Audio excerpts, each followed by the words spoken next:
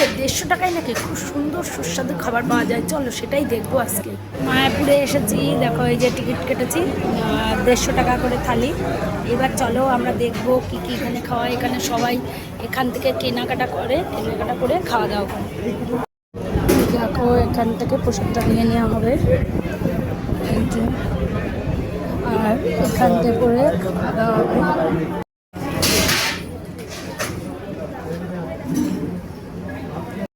তাহলে 150 টাকার রিসিভে দেখো আমরা কী কী খাচ্ছি। 1 নম্বর হচ্ছে ভাত দিয়েছে, লুচি দিয়েছে, এটা হচ্ছে দেখো ইঁচড়ের তরকারি এটা, তারপরে এটা হচ্ছে শুক্তো, তারপরে দেখো ডাল, পকোড়া, পনির, পায়েস, মিষ্টি, চাটনি, পাঁপড়, মানে সব আইটেম, সাথে কিন্তু এই জলের বোতলটা পেলাম। ঠিক আছে, এটা হচ্ছে মায়াপুরে। তোমরা যারা যারা আসতে চাও তারা অবশ্যই চলে এসো। এটা হচ্ছে মহাপ্রসাদ রুম আর কি, এই রুমটা হচ্ছে মহাপ্রসাদ রুম। আর দেখো এই যে বসার জায়গা, খুব সুন্দর, খুবই ভালো লাগলো। আর প্রসাদ তো অবশ্যই, প্রসাদ কখনো অসুন্দর বলে না, প্রসাদ সবই সুন্দর। আর পায়েসটাও সুন্দর। এখন খাবো আর দেখবো, চলো। সবার প্রথম লুচিটা দিয়ে শুরু করি।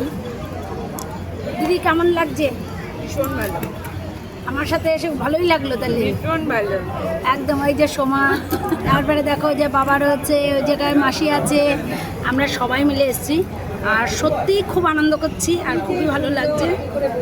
আর সবার প্রথম লুচি দিয়ে শুরু করি, একটু খেয়ে বলছি কেমন লাগছে। প্রসাদ তো এমনি সুন্দর।